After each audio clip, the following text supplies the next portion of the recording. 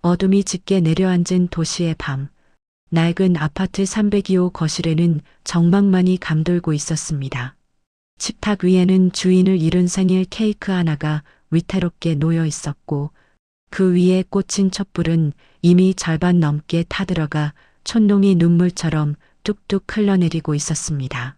그 모습은 마치 식탁 앞에 조각상처럼 굳어있는 여자, 서연의 속마음을 대변하는 듯했습니다. 오늘은 서연의 40번째 생일이었습니다.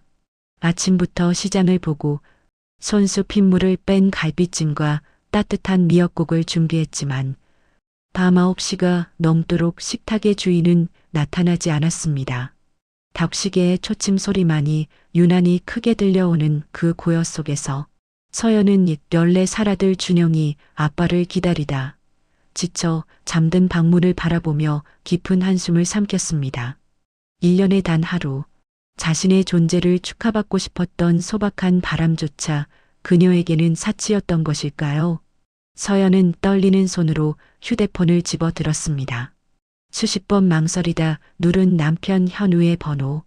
긴 신호음 끝에 연결된 수화기 너머에서는 공항의 소란스러운 소음이 먼저 들려왔습니다.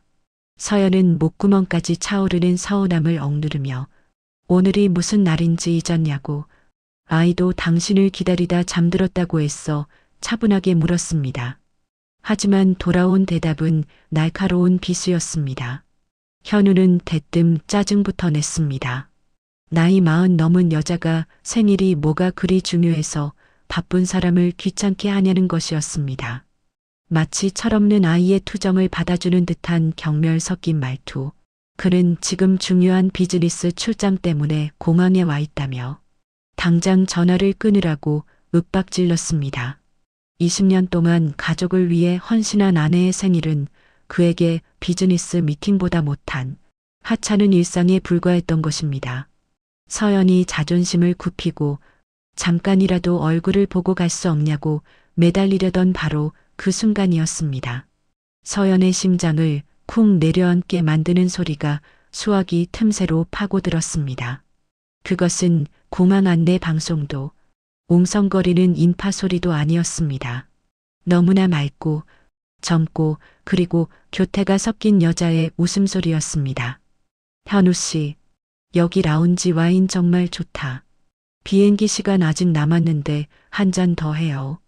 시간이 멈춘 듯 했습니다.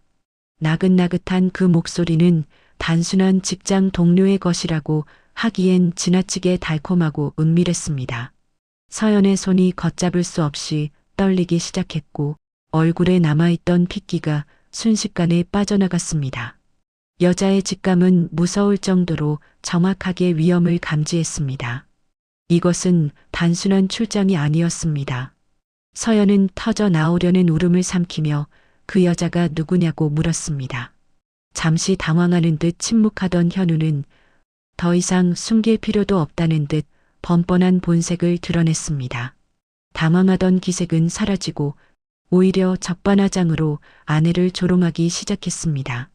그래, 네가 그렇게 꼬치꼬치 물으니 말해줄게. 맞아. 네 말대로 우리 둘이 여행 가는 중이야. 이제야 속이 시원해? 그의 시일은 잔인할 만큼 명쾌했습니다. 불륜을 들킨 남자의 부끄러움 따위는 없었습니다. 그는 오히려 아내의 추궁을 귀찮아하며 자신의 외도를 정당화하는 오만함을 보였습니다. 서연이 제정신이냐며 울부짖자 현우는 기다렸다는 듯 그동안 숨겨왔던 속내를 거침없이 퍼부었습니다. 야, 촌스럽게 남편 사회생활 방해 좀 하지 마. 나윤이가 누군지 알아? 우리 회사 사장님 외동딸이야. 너처럼 낡아빠진 아파트에서 궁상 떠는 가난한 집 딸이 아니라 나를 승진시켜줄 수 있는 동아줄이라고. 그 말은 서연의 가슴에 꽂힌 결정적인 한 방이었습니다. 그에게 서연은 사랑하는 아내가 아니라 성공을 위해 버려야 할 낡은 껍데기, 가난하고 볼품없는 장애물에 불과했던 것입니다. 그는 서연의 친정아버지가 평생을 소시민으로 살아온 것을 들먹이며 큰 그림을 볼 줄 모르는 한심한 족속들이라고 비아냥거렸습니다. 20년의 세월이 그 헌신의 시간이 가난이라는 단어 하나로 매도당하는 순간이었습니다. 좋아. 그렇게 원한다면 이혼해 줄게. 그 사장 딸이랑 잘 먹고 잘 살아봐. 서연의 마지막 경고에도 현우는 코웃음을 쳤습니다. 위자료는 꿈도 꾸지 말라는 악담을 퍼붓고는 매몰차게 전화를 끊어버렸습니다. 또 꽃이 끊어진 전화기 소리가 텅 빈 거실을 공허하게 울렸습니다. 서연은 멍하니 휴대폰을 내려놓았습니다. 거실을 채우던 정막이 다시 밀려왔지만 그 공기는 이전과 달랐습니다.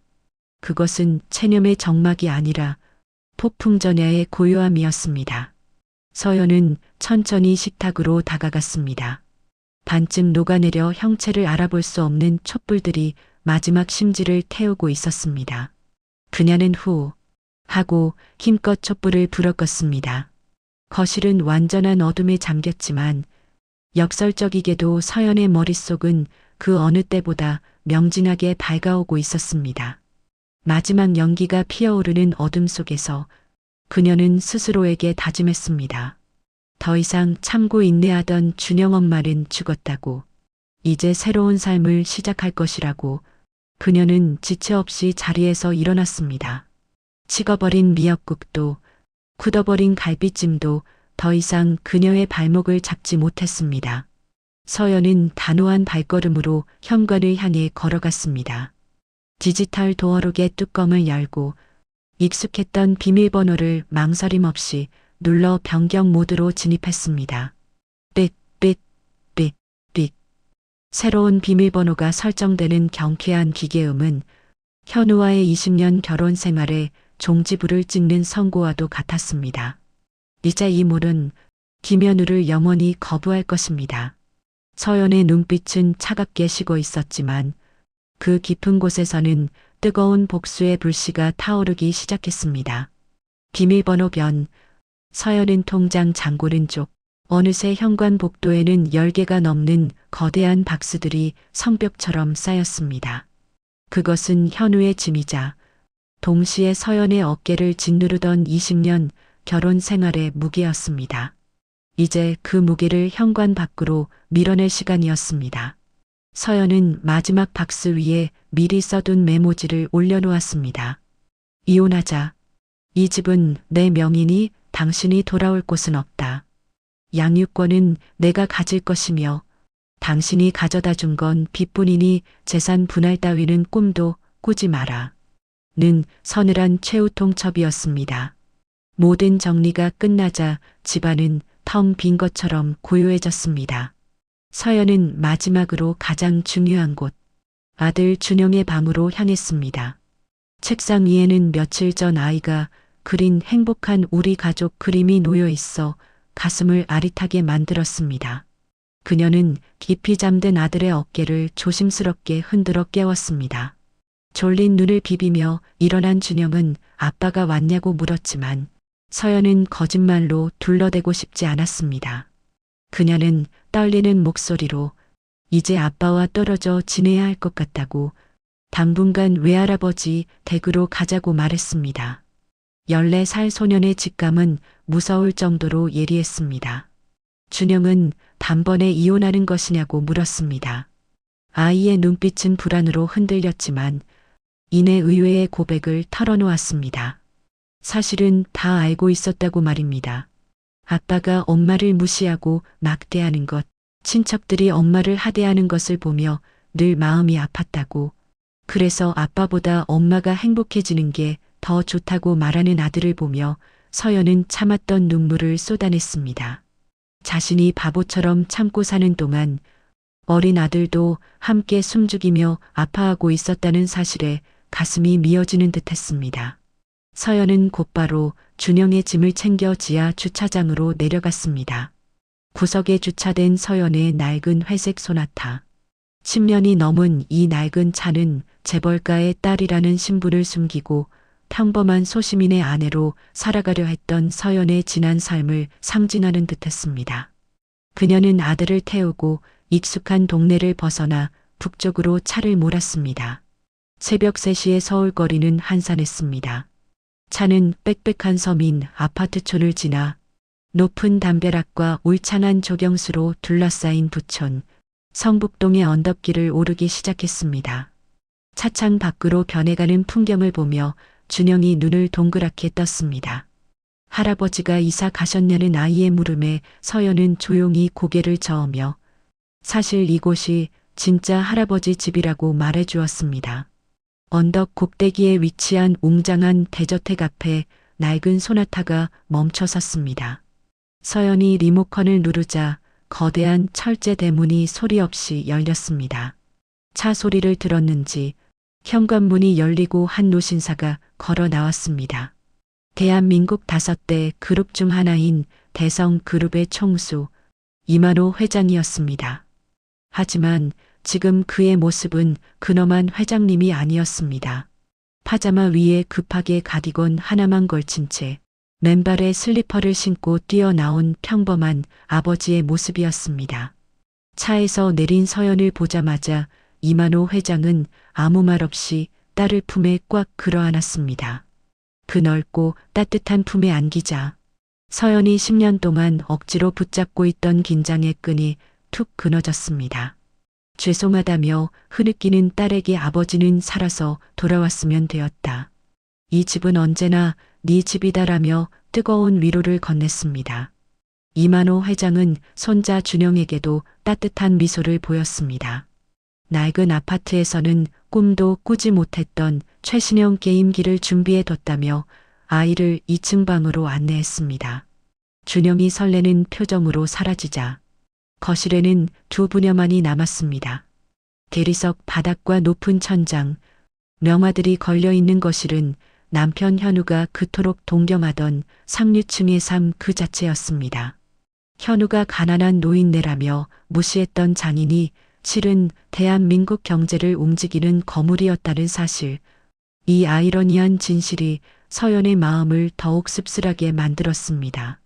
이만호 회장은 비서실장을 통해 이미 사위의 외도와 배신을 모두 파악하고 있었습니다. 하지만 딸이 스스로 깨닫고 돌아오기를 묵묵히 기다려 주었던 것입니다. 그는 현우가 바람난 상대가 하청업체 사장의 딸이라는 사실을 알려주며 그들이 썩은 동아줄을 잡고 출세했다고 착각하고 있음을 비웃었습니다. 서연아, 이제 눈물은 그만 흘려라. 10년간 네가 당한 서름, 그리고 우리 집안을 무시했던 그 오만함, 이제 제자리로 돌려놓을 때가 되었다. 아버지의 단호한 말에 서연은 눈물을 닦고 고개를 들었습니다. 그녀의 눈빛이 아버지와 닮은 강렬한 빛으로 타오르기 시작했습니다. 그녀는 아버지에게 회사로 돌아가고 싶다고 말했습니다. 10년 전 사랑 때문에 버렸던 그 자리, 전략기획실 상무로서 복귀하여 제 손으로 직접 현우와 그 여자에게 현실을 알려주겠노라고 다짐했습니다. 성북동의 밤은 깊어갔지만 서연의 심장은 그 어느 때보다 뜨겁게 뛰고 있었습니다. 이제 더 이상 피해자가 아닌 심판자로서의 새로운 아침이 밝아오고 있었습니다. 다음 날 아침, 성북동 저택의 서재에는 팽팽한 긴장감이 감돌았습니다. 창밖으로 서울 시내가 한눈에 내려다 보이는 그곳에서 서연은 전화기를 들고 비서실장에게 지시를 내리고 있었습니다. 어제까지 낡은 아파트에서 콩나물 값을 걱정하던 주부의 모습은 온데간데 없었습니다. 그녀의 눈빛은 냉철했고 목소리에는 서리빨 같은 기세가 서려 있었습니다. 서연은 남편 현우가 다니는 회사와 내연녀 나윤의 부친이 운영하는 정윤 통상에 대한 모든 자료를 요구했습니다. 지난 5년치의 거래 내역, 자금 흐름, 그리고 아주 사소한 비리까지 샅샅이 파헤쳐 오라는 그녀의 명령은 단순한 업무 지시가 아니라 사냥을 앞둔 맹수의 포효와도 같았습니다. 오전 9시 대성그룹 본사 로비가 술렁이기 시작했습니다. 칠흑 같은 검은색 세단에서 내린 서연이 또각또각 카이일 소리를 울리며 들어서자 직원들의 시선이 자석처럼 이끌렸습니다. 10년 전 결혼과 함께 사라졌던 회장님의 외동딸이 경영 일선에 복귀한다는 소식은 이미 파다하게 퍼져 있었습니다. 누군가는 호기심 어린 눈으로 누군가는 낙하산 인사라며 비아냥거리는 눈빛으로 그녀를 쫓았지만 서연은 그 어떤 시선도 피하지 않았습니다. 그녀는 알고 있었습니다. 자신이 증명해야 할 것은 아버지의 후광이 아니라 그 누구도 반박할 수 없는 압도적인 실력이라는 것을 말입니다. 3위층 전략기획실에 들어선 서연은 형식적인 환영식을 생략하고 곧바로 실무회의를 소집했습니다. 그녀의 앞에는 산더미 같은 서류들이 놓였습니다. 서연은 익숙하고 날카로운 손놀림으로 하청업체 목록을 훑어내려갔습니다. 그리고 수많은 기업명 사이에서 정윤통상이라는 글자를 찾아냈습니다. 내연녀의 아버지가 운영하는 회사이자 남편 현우가 다니는 회사의 모기업. 서연의 눈매가 매섭게 변했습니다. 그녀는 담당 직원들을 추궁하며 정윤통상의 실체를 벗겨내기 시작했습니다. 겉으로는 건실한 중견 기업인 첫 포장되어 있었지만 실상은 매출의 80% 이상을 대성그룹에 의존하는 기생적인 구조였습니다. 심지어 최근에는 품질 불량과 납기 지연으로 현장의 불만이 극에 달해 있었음에도 알 수 없는 로비로 계약을 연장해온 정황이 포착되었습니다. 서연은 그 썩은 환부를 정확히 짚어냈습니다. 그때 외부에서 영입된 기업 구조조정 전문가 박강민 컨설턴트가 회의실로 들어왔습니다. 그는 서연이 복귀하자마자 가장 골치 아픈 하청업체부터 건드리는 것을 흥미롭게 지켜보고 있었습니다. 박강민은 서연이 유독 정윤통상의 자료를 집요하게 파고드는 것을 보며 혹시 개인적인 감정이 개입된 것은 아닌지 조심스럽게 물어왔습니다. 이에 서연은 잠시 서류에서 눈을 떼고 그를 응시하며 아주 지독한 악연이 있다고 덤덤하게 시인했습니다. 하지만 그녀는 덧붙였습니다.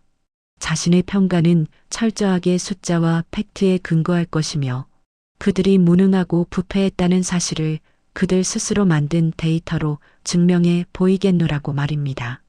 서연의 프로페셔널한 태도에 박강민은 깊은 신뢰를 보이며 그녀의 칼날이 되어주기로 약속했습니다. 늦은 밤까지 이어진 회의 끝에 서연은 정윤통상을 무너뜨릴 완벽한 시나리오를 완성했습니다. 그것은 단순한 사적 복수가 아니라 그룹의 이익을 갉아먹는 부실 기업을 정리하는 정의로운 경영 활동이기도 했습니다. 퇴근 후 성북동 집으로 돌아온 서연을 맞이한 건 아들 준영이었습니다. 엄마가 자랑스럽다며 해맑게 웃는 아들을 보며 서연은 다시 한번 마음을 다잡았습니다. 더 높이 올라가서 아무도 우리를 무시하지 못하게 만들겠다는 다짐이었습니다. 준영이 잠든 후 서연은 서재 깊숙한 곳에서 서류 봉투 하나를 꺼냈습니다. 그것은 바로 그들이 살던 낡은 아파트, 음마 아파트의 등기부 등본이었습니다. 소유자 이서연이라는 글자가 선명하게 박혀있는 그 문서를 보며 서연은 묘한 웃음을 흘렸습니다. 현우는 이 아파트를 곰팡이 피는 감옥이라 부르며 경멸하고 버렸지만 그는 꿈에도 모르고 있었습니다. 이 낡은 아파트가 곧 서울시 대규모 재개발 계획의 핵심 지구가 되어 그 가치가 천문학적으로 치솟을 것이라는 사실을 말입니다. 그리고 그 모든 권리가 오직 서연에게만 있다는 것을요. 서연은 등기부 등본을 손으로 쓸어내리며 차갑게 중얼거렸습니다. 현우가 그토록 무시하고 도망쳐 나온 이 집이 결국 그를 가장 비참하게 만드는 족쇄가 될 것이라고. 창밖에는 화려한 서울의 야경이 펼쳐져 있었지만 서연의 눈은 먹잇감을 노리는 맹수처럼 서늘하게 빛나고 있었습니다. 이제 덫은 완벽하게 놓였고 탐욕의 눈이 먼 사냥감이 제 발로 걸어 들어올 시간만이 남아 있었습니다.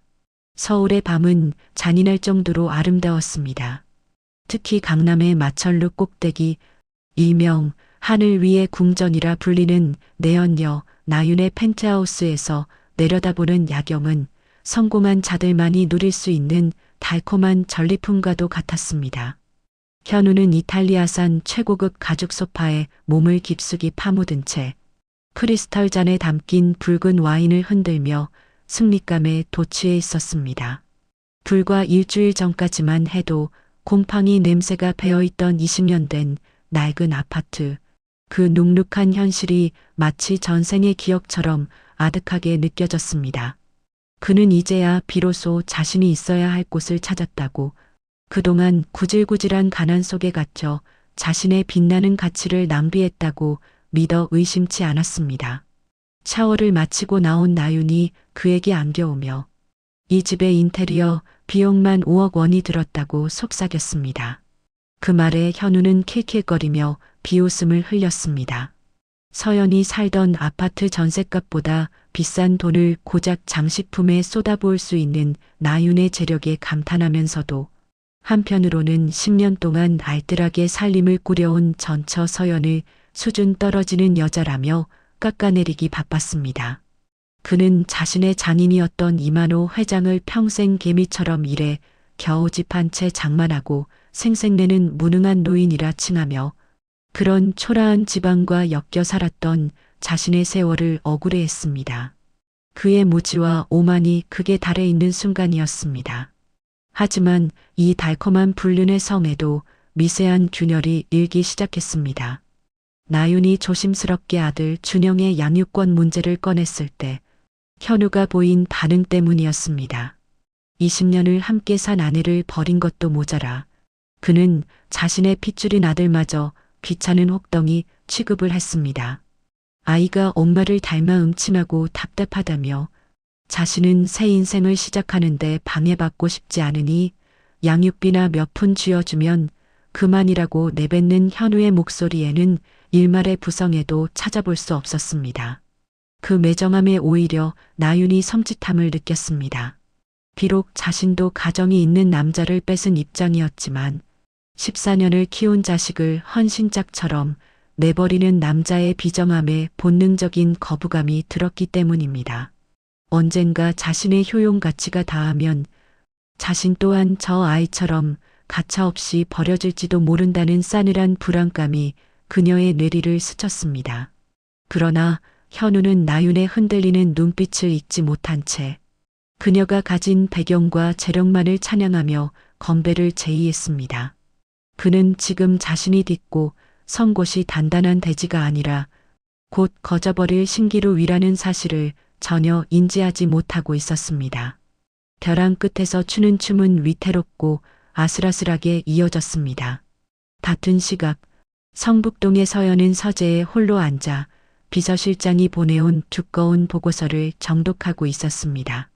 스탠드 불빛 아래 드러난 서류의 첫 페이지에는 충격적이지만 한편으로는 통쾌한 진실이 적혀 있었습니다. 현우가 그토록 자랑하던 회사, 그리고 나윤의 아버지가 운영하는 그 대단하다는 정윤통상은 실상 대성그룹의 3차 하청업체에 불과했습니다. 연 매출의 85%를 대성그룹 발주 물량에 의존하고 부채 비율은 400%가 넘는 그야말로 대성그룹이라는 거대한 숙주에 기생하여 연명하는 팔이 목숨 같은 기업이었습니다. 서연은 헛웃음을 터뜨렸습니다. 고작 이런 회사의 사장 사위가 되겠다고 진짜 재벌가인 처가를 버리고 떠난 남자의 어리석음이 기가 막혔기 때문입니다. 보고서에는 나윤 일가의 횡령과 분식 회계 정황까지 적나라하게 담겨 있었습니다. 서연은 펜을 들어 계약 해지 시 즉시 부도 가능성 99%라는 문구에 붉은 밑줄을 그었습니다. 아버지 이만호 회장의 말이 떠올랐습니다. 현우가 가장 아프고 괴로워할 곳은 돈이나 집이 아니라 바로 그의 헛된 자존심이라는 것을요. 서연은 더 이상 망설이지 않았습니다. 그녀는 비서실장에게 다음 날 오전 정윤 통상에 대한 예고 없는 특별 감사를 지시했습니다. 강남의 펜트하우스에서 샴페인을 터뜨리며 승리에 도취해 있을 두 사람의 머리 위로 피할 수 없는 거대한 먹구름이 몰려가고 있었습니다. 폭풍우는 이미 시작되었습니다. 일주일 후 강남 펜트하우스의 아침은 눈부시게 밝았습니다. 현우는 이탈리아산 최고급 가죽 소파에 다리를 꼬고 앉아 반 내린 에스프레소 향을 음미하며 경제 뉴스를 시청하고 있었습니다. 명색이 사장 사위가 될 몸이니 이제부터는 것이 경제의 흐름 정도는 읽어야 한다며 거드름을 피우고 있었습니다. 그는 자신의 인생이 이토록 완벽하게 상승곡선을 타고 있다고 믿어 의심치 않았습니다. 바로 그 순간 TV화면 하단의 붉은색 자막과 함께 요란한 속보 알림음이 울리기 전까지는 말입니다. 속보 서울시 당부권 대규모 재개발 구역 최종 확정 발표. 앵커의 다급하면서도 흥분된 목소리가 거실의 평화를 깼습니다. 현우는 건성으로 화면을 바라보며 커피잔을 입으로 가져갔습니다. 어차피 강북 촌동네 이야기 따위가 강남 입성자인 자신과 무슨 상관이냐는 오만한 태도였습니다. 하지만 이어진 아나운서의 멘트와 화면에 뜬 지도 그래픽을 본 순간 현우의 동공이 지진이 난 듯 흔들리기 시작했습니다. 그것은 바로 서연의 아파트였습니다. 낡은 외벽에 금이 가고 주차나니 심각해 현우가 감옥이라 부르며 혐오했던 성북구의 그 낡은 아파트 단지가 이번 재개발의 최대 수혜지로 선정된 것입니다. 현우의 손에서 에스프레소 잔이 미끄러져 바닥으로 떨어졌습니다. 검은 커피가 하얀 대리석 바닥을 더럽혔지만 그는 그것을 신경 쓸 겨를조차 없었습니다. 부동산 전문가들은 현재 5억 원 선에 거래되던 해당 아파트가 재개발 확정 직후 최소 2억 원, 향후 입주 시에는 2~5억 원 이상을 호가할 것이라며 흥분 섞인 전망을 내놓았습니다. 25억. 현우의 입에서 바람 빠진 신음이 새어 나왔습니다. 평생 월급을 한 푼도 안 쓰고 모아도 만져볼까 말까 한 천문학적인 숫자였습니다. 불과 일주일 전 자신이 똥값이라며 침을 뱉고 나왔던 그 집이 하룻밤 사이에 강남 아파트 부럽지 않은 황금알로 변해버린 것입니다. 억울함과 탐욕이 순식간에 그의 이성을 마비시켰습니다. 그는 머리를 감싸쥐고 괴로워하다. 떨리는 손으로 바지 주머니를 뒤져 서연에게 전화를 걸었습니다. 체면이고 뭐고 따질 때가 아니었습니다. 수십 번의 신호 끝에 연결된 서연의 목소리는 건조하기 짝이 없었습니다. 현우는 다급하게 뉴스를 봤냐며 우리 집이 2~5억이 되었다고 소리쳤습니다. 하지만 서연은 그게 당신과 무슨 상관이냐며 차갑게 되물었습니다. 현우는 20년 결혼 생활의 절반은 자신의 몫이라며 당연히 기여분이 있다고 악을 썼습니다. 자신이 그 집 관리비를 내고 도배장판을 갈았으니 권리가 있다는 그의 주장은 구차하기 짝이 없었습니다. 서연은 코웃음을 쳤습니다. 그리고 현우가 까맣게 잊고 있었던 결정적인 사실 하나를 상기시켰습니다. 결혼 초 현우가 처가의 가난을 무시하며 직접 작성했던 각서. 처가의 재산에는 일절 관여하지 않겠다. 각자의 재산은 각자가 관리한다. 는 그 각서가 공증까지 받아져 금고에 보관되어 있다는 사실을 말입니다.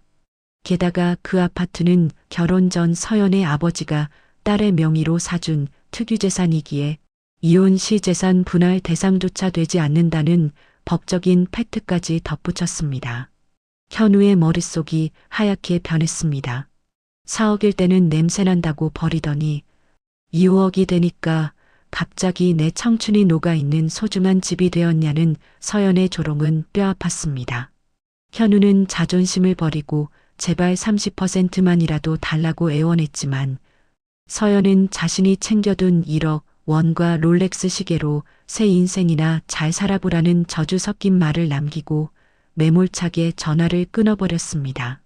전화가 끊긴 후 현우는 소파에 휴대폰을 내던지며 짐승처럼 울부짖었습니다. 눈앞에서 2~5억이라는 로또가 갈기갈기 찢겨 나가는 기분이었습니다. 그때 샤워를 마치고 나온 나윤이 거실 바닥을 구르는 현우를 발견했습니다. 무슨 일이냐는 그녀의 물음에 현우는 눈이 뒤집혀 서연의 아파트가 2~5억이 되었다며 그 돈을 놓친 게 천추의 한이라고 고래고래 소리를 질렀습니다. 어떻게든 소송을 걸어서라도 찾아와야 한다며 변호사를 소개해 달라고 매달리는 현우의 모습은 흡사돈 냄새를 맡고 미쳐 날뛰는 하이에나와 다를 바 없었습니다. 나윤은 싸늘한 눈빛으로 현우를 내려다보았습니다. 그녀는 처음으로 이 남자의 밑바닥을 보았습니다. 자신을 사랑해서 온 줄 알았던 남자가 실은 철저하게 돈에 의해 움직이는 속물이었다는 사실을 깨달은 것입니다.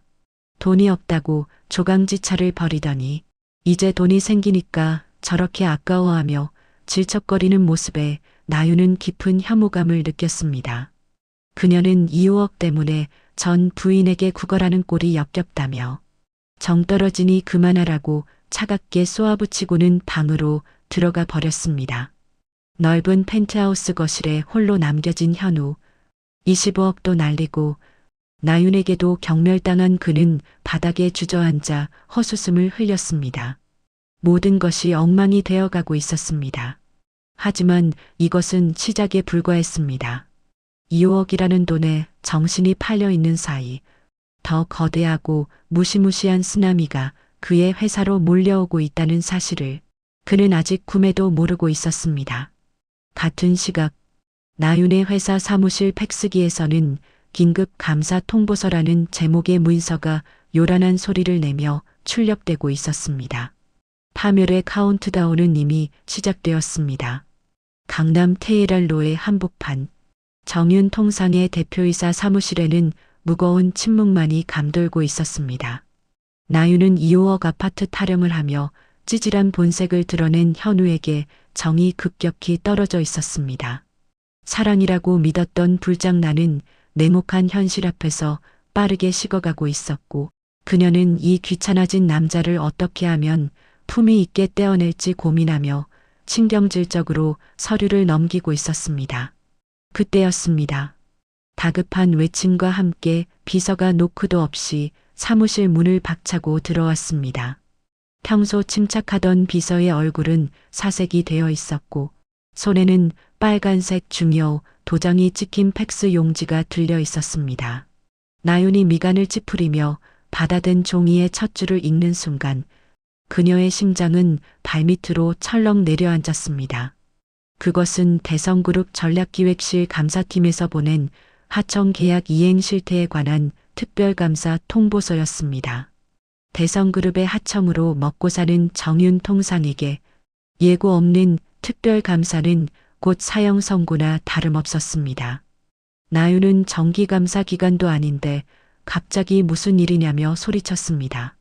하지만 비서는 이번 감사가 단순한 점검이 아님을 떨리는 목소리로 보고했습니다. 감사 총괄 책임자가 직접 지정되어 내려왔다는 것입니다. 나윤이 황급히 공문 하단을 훑어내렸습니다. 그리고 책임자란에 적힌 이름 3글자를 본 순간 그녀의 눈이 믿을 수 없다는 듯 커졌습니다. 전략기획실 상무이사 이서연. 머릿속을 스치는 한 사람이 있었습니다. 촌스러운 옷차림, 화장기 없는 얼굴, 현우의 전화기 너머로 들리던 주눅든 목소리의 여자. 현우가 가난한 집 딸이라며 무시하고 버린 그 조강지처의 이름과 똑같았습니다. 설마 하는 나윤에게 비서는 태블릿 PC를 내밀며 확인 사살을 했습니다. 오늘 아침 경제신문 일면을 장식한 기사. 대성그룹 이만호 회장의 외동딸. 10년 만에 경영 일선 복귀. 기사 속 사진은 세련된 정장 차림을 하고 있었지만 분명 현우의 휴대전화 배경화면에 있던 그 여자가 맞았습니다. 나윤은 비명에 가까운 소리를 지르며 의자에서 벌떡 일어났습니다. 다리에 힘이 풀려 책상을 짚지 않았다면 그대로 주저앉았을 것입니다. 자신이 뺏은 남자의 아내가 자신의 회사 목숨줄을 쥐고 있는 그룹 회장의 딸이라니 이것은 악몽이어야만 했습니다. 나윤은 떨리는 손으로 현우를 호출했습니다. 30분 후 사무실로 달려온 현우는 여전히 정신을 못 차리고 있었습니다. 변호사를 알아봤냐는 둥, 소송하면 이길 수 있냐는 둥 헛소리를 늘어놓는 현우에게 나윤은 결제판을 집어 던지며 폭발했습니다. 지금 아파트 따위가 문제가 아니라 회사가 망하게 생겼다고 소리치는 나윤. 그녀는 감사 공문과 신문 기사를 현우의 눈앞에 들이밀었습니다. 네가 버린 그 마누라가 대성그룹 이만호 회장의 외동딸이라는 믿기 힘든 진실을 들이댄 것입니다. 현우는 눈을 가늘게 뜨고 신문을 바라보았습니다. 글자가 눈에 들어왔지만 뇌가 정보를 처리하기를 거부했습니다.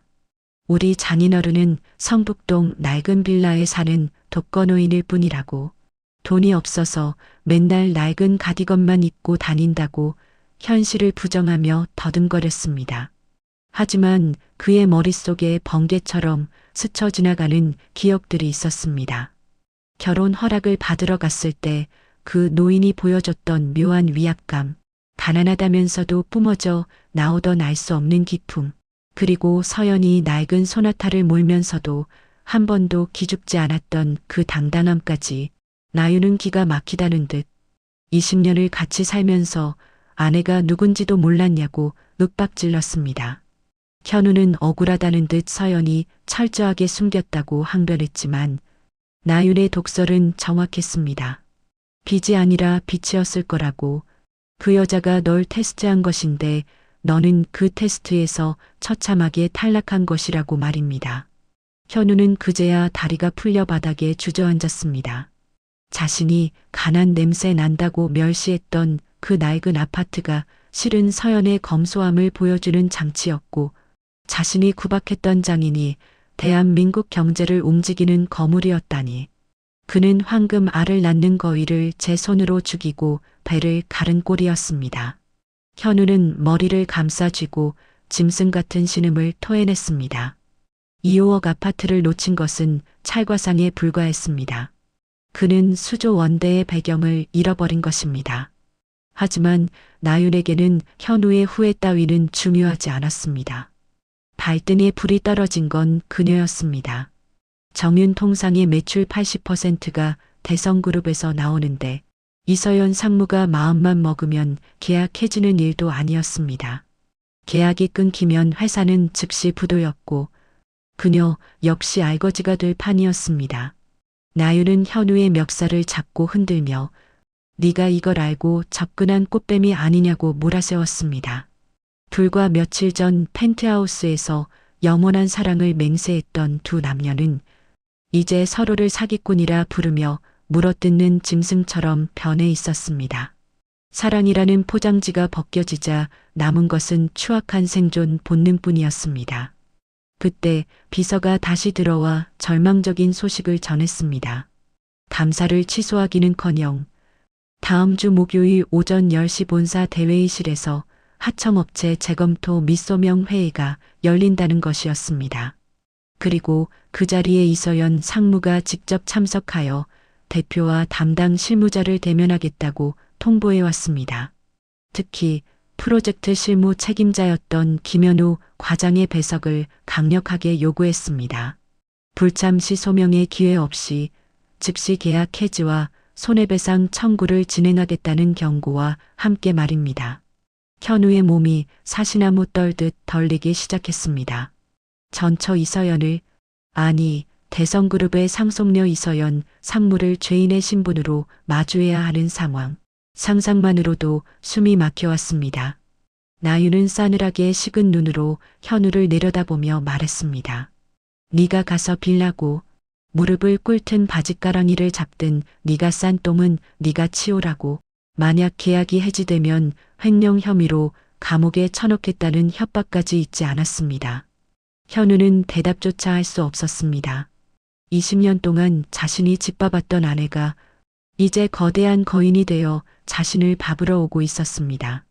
강남의 화려한 사무실은 순식간에 숨막히는 단두대 위로 변해버렸습니다. 피할 곳은 어디에도 없었습니다.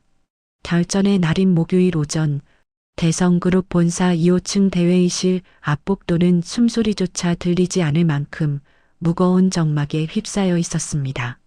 현우와 나유는 대기 의자에 나란히 앉아 있었지만 그들 사이에는 이미 맹랭한 기류가 흐르고 있었습니다. 불과 일주일 전 사장 사위라는 타이틀에 취해 어깨를 펴고 다녔던 현우의 모습은 온데간데 없었습니다. 며칠 밤을 설친 탓에 눈 밑은 퀭했고 최고급 정장은 헐렁해 보였습니다. 그는 연신 마른 입술을 핥으며 굳게 닫힌 회의실 문을 힐끔거렸습니다. 저 문 너머에 자신이 20년 동안 집구석 여편네라고 무시했던, 그러나 이제는 자신의 생사여 탈권을 쥔 거인 서연이 기다리고 있었습니다. 오전 10시 정각, 회의실 문이 열리고 두 사람은 도살장에 끌려가는 소처럼 무거운 발걸음을 옮겼습니다. 회의실 안은 서늘한 냉기로 가득 차 있었습니다. 긴 타원형 테이블 상석에는 서연이 앉아 있었습니다. 검은색 정장에 진주 목걸이를 하고 흐트러짐 없는 자세로 서류를 보고 있는 그녀의 모습은 현우가 알던 아내가 아니었습니다. 그녀의 뒤로는 구조조정 전문가들과 법무팀 변호사들이 병풍처럼 서 있어 엄청난 위압감을 풍겼습니다. 현우는 서연과 눈이 마주치자마자 반사적으로 움찔했지만 서연의 눈동자는 깊은 호수처럼 고요했고 그를 투명 인간 취급하듯 스쳐 지나갔습니다. 서연의 건조한 개회 선언과 함께 회의가 시작되었습니다. 인사는 생략되었습니다.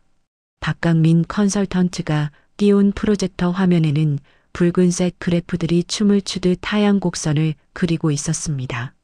납기 지연율 35%, 품질 불량률 업계 평균 4배, 단순한 실수가 아니라 시스템의 붕괴를 의미하는 처참한 성적표였습니다. 나윤이 식은땀을 흘리며 원자재 수급 불안정 때문이라며 변명을 시도했지만 서연은 경쟁사들의 데이터를 제시하며 경영진의 무능력과 고의적인 태업을 날카롭게 지적했습니다. 그리고 서연의 화살은 구석에 처박혀 있는 현우를 정확히 겨냥했습니다. 그녀는 작년 하반기 현우가 책임지고 진행했던 물류 시스템 구축 프로젝트를 거론했습니다. 보고서에는 성공적 완료라고 되어 있었지만 실사 결과 시스템 오류로 인해 그룹이 입은 손실액만 5억 원이 넘었습니다. 심지어 이 오류를 덮기 위해 허위 보고서를 작성해 결제를 올린 정황까지 포착된 상태였습니다. 현우의 등줄기에 식은땀이 흘러내렸습니다. 당시 그는 나윤과의 데이트를 즐기느라 현장 관리를 소홀히 했고 문제가 터지자 나윤의 권력을 이용해 대충 덮어버렸던 것입니다. 서연은 현우를 향해 싸늘하게 일갈했습니다. 집에서는 생활비가 부족하다며 아내를 쥐어짜더니 회사에서는 5억 원짜리 손실을 내고 조작을 하느냐고. 당신은 가정에서도 회사에서도 무책임하고 비겁한 사람이라고 질책했습니다. 공적인 질책 속에 섞인 사적인 울분은 날카로운 비수처럼 날아들어 현우의 심장을 찔렀습니다. 현우는 얼굴이 화끈거려 고개를 들 수가 없었습니다. 궁지에 몰린 나윤은 살기 위해 망설임 없이 현우를 팔아넘기려 했습니다. 자신은 실무자가 올린 보고서를 믿고 결제했을 뿐이라며 꼬리 자르기를 시도한 것입니다. 하지만 서연은 이미 그들의 치부까지 모두 파악하고 있었습니다. 그녀는 관리 감독 소홀의 책임 또한 대표에게 있음을 명확히 하며 또 하나의 서류를 내밀었습니다. 그것은 나윤의 법인카드가 현우의 개인적인 유흥비와 명품 구매, 그리고 두 사람의 미러려한 경비로 쓰인 내역이었습니다. 빼도 박도 못할 횡령과 배임의 증거 앞에 회의실 안의 변호사들은 부지런히 고발장에 들어간 내용을 받아 적기 시작했습니다. 나윤은 자존심을 버리고 자리에서 일어나 한 번만 기회를 달라며 애원했습니다. 회사가 망하게 생긴 마당에 눈에 보이는 게 없었습니다. 하지만 서연은 차갑게 고개를 저었습니다. 기회는 이미 3년이라는 시간 동안 충분히 주어졌다고. 무능한 경영진과 부패한 실무자, 거짓된 보고가 판치는 회사와 더 이상 함께할 이유는 없다며 단호하게 선을 그었습니다. 금일부로 정윤 통상과의 모든 하청 계약을 파기한다는 선고, 그룹에 끼친 손해에 대한 전액 손해배상 청구, 그리고 횡령건에 대한 검찰 고발 조치, 서연의 입에서 나오는 문장 하나하나는 그들에게 내려진 사형 선고였습니다. 나윤은 다리에 힘이 풀려 주저앉았고 현우는 넋이 나간 사람처럼 입을 벌리고 있었습니다. 회의가 끝나고 서연은 자리에서 일어났습니다. 그녀는 회의실을 나가기 전 마지막으로 현우에게 다가갔습니다. 그리고 허리를 숙여 현우의 귓가에, 그러나 회의실에 모두가 들을 수 있도록 도렷하게 속삭였습니다. 이만호 회장이 이번 감사건에 대해 직접 보고를 받고 있다고, 회장님의 딸인 자신이 왜 10년 만에 복귀해서 이 칼을 잡았는지 이제는 알겠냐고 말입니다. 현우가 덜덜 떨며 고개를 들어 서연을 보았습니다. 서연은 20년 동안 자신의 아버지를, 집안을 가난하다고 무시했던 현우에게 서늘한 진실을 각인시켰습니다. 누가 누구를 무시해도 되는 위치에 있었는지, 당신이 짓밟았던 그 가난한 여자가 실은 당신의 목숨줄을 쥐고 있었다는 사실을 똑똑히 기억하라고 말입니다.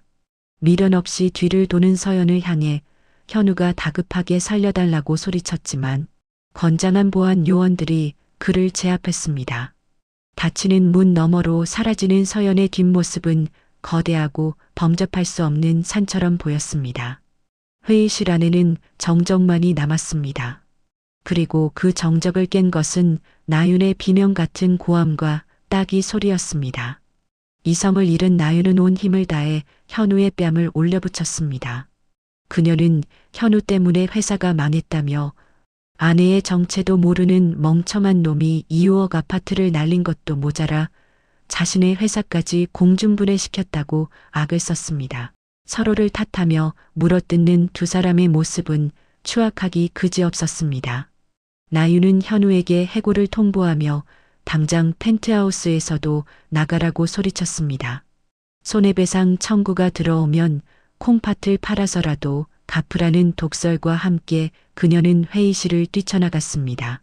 텅 빈 회의실, 깨진 유리 조각과 흥건한 물웅덩이 속에 홀로 남겨진 현우. 그는 자신이 그토록 멸시했던 낡은 아파트의 아내를 버리고 선택한 결과가 이토록 처참한 파국임을 뼈저리게 실감했습니다. 25억도, 사장 사위의 꿈도, 화려한 펜트하우스도 모두 신기루처럼 사라졌습니다. 남은 것은 빚더미와 정과자라는 낙인, 그리고 갈 곳 없는 노숙자의 운명뿐이었습니다. 그의 뒤늦은 후회는 아무도 없는 허공에 공허하게 흩어질 뿐이었습니다. 서울의 화려한 네온사인이 하나둘 꺼져가는 새벽, 강남의 펜트하우스 로비 회전문이 돌아가며 한 남자가 바닥으로 내동댕기 쳐졌습니다. 현우였습니다. 그의 손에는 달랑 여행용 캐리어 하나만이 들려 있었습니다. 나윤의 지시를 받은 경비원들이 그를 짐작 취급하며 쫓아낸 것입니다. 지갑도 차키도 챙기지 못한 채 쫓겨난 현우가 항의해 보았지만 로비 문은 굳게 닫혔고 경비원들은 경찰을 부르겠다며 으름장을 놓았습니다. 주머니를 뒤져보니 꼬깃꼬깃한 현금 5만 원과 신용카드 한 장이 전부였습니다. 현우는 망연자실한 표정으로 근처 비즈니스 호텔로 향했지만 프런트에서는 카드가 도난 분실 신고로 정지되었다는 차가운 답변만이 돌아왔습니다. 나윤이 그에게 줬던 법인카드는 물론 현우 명의의 가족 카드까지 모조리 막아버린 것입니다. 당장 갈 곳이 없어진 현우는 편의점에서 소주 한 병을 사서 벌컥벌컥 들이키고는 근처 허름한 24시간 찜질방으로 숨어들었습니다. 땀 냄새와 곰팡이 냄새가 뒤섞인 수면실 구석, 딱딱한 바닥의 냉기가 뼛속까지 스며들었습니다. 2호억 아파트, 재벌가 사위, 펜트하우스의 삶, 그가 쫓았던 모든 것이 신기루처럼 사라지고 남은 것은 비참한 현실뿐이었습니다. 일주일이 지났습니다. 현우의 몰골은 말이 아니었습니다. 수염은 덥수룩하게 자랐고 고급 정장은 구겨지고 때가 타서 누가 봐도 노숙자나 다름없었습니다. 찜질방 비용마저 떨어진 그는 낮에는 공원 벤치에서 밤에는 지하철 역사를 전전했습니다. 무료 급식소에서 줄을 서서 밥을 먹던 어느 날 식당 벽에 걸린 TV 뉴스 화면이 현우의 시선을 사로잡았습니다. 화면 속 서연은 눈부시게 아름답고 당당했습니다. 그녀는 기자의 질문에 여유로운 미소를 지으며 정직과 신뢰, 그리고 아들 준영이에게 부끄럽지 않은 엄마가 되는 것이 성공의 비결이라고 답하고 있었습니다. 현우는 먹던 숟가락을 떨어뜨렸습니다.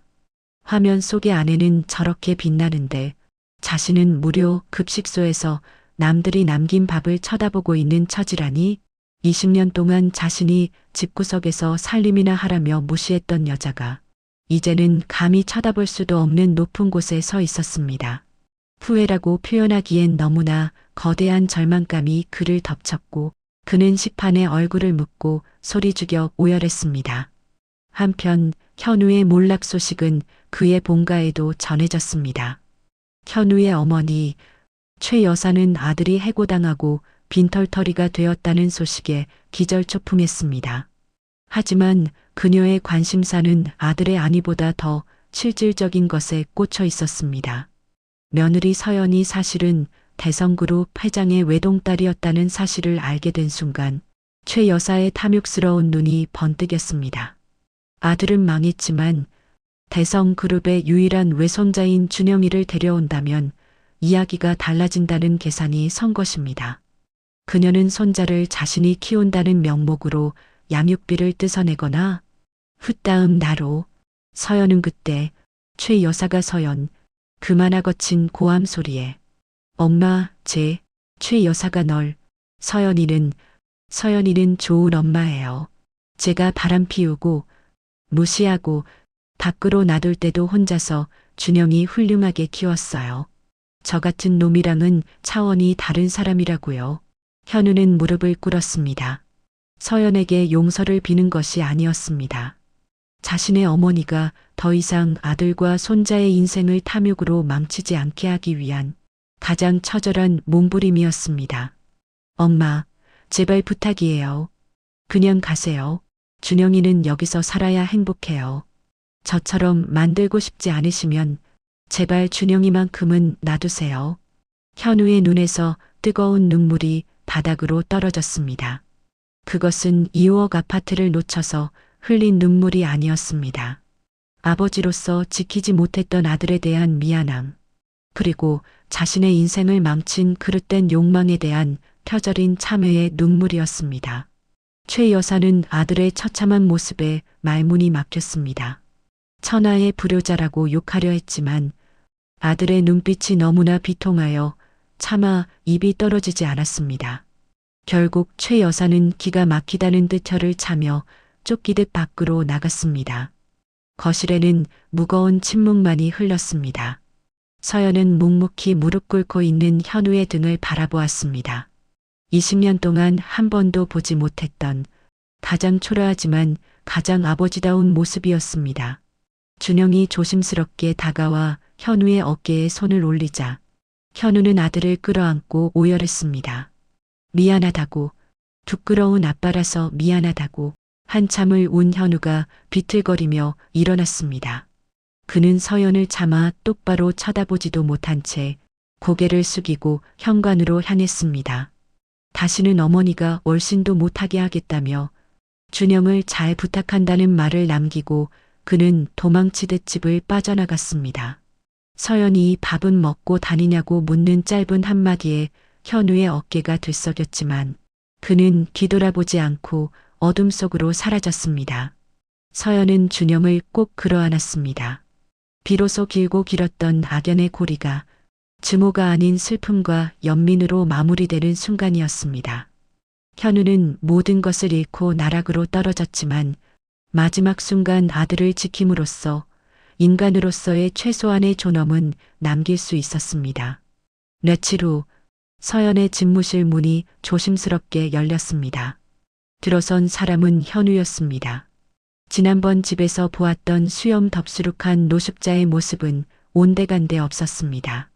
말끔하게 면도한 얼굴에 단정한 셔츠 차림, 비록 옷깃은 낡았고 얼굴에는 고된 노동의 흔적이 역력했지만 눈빛만은 전보다 훨씬 차분하고 단단해져 있었습니다. 현우는 품 안에서 서류 봉투 하나를 꺼내 책상 위에 올려놓았습니다.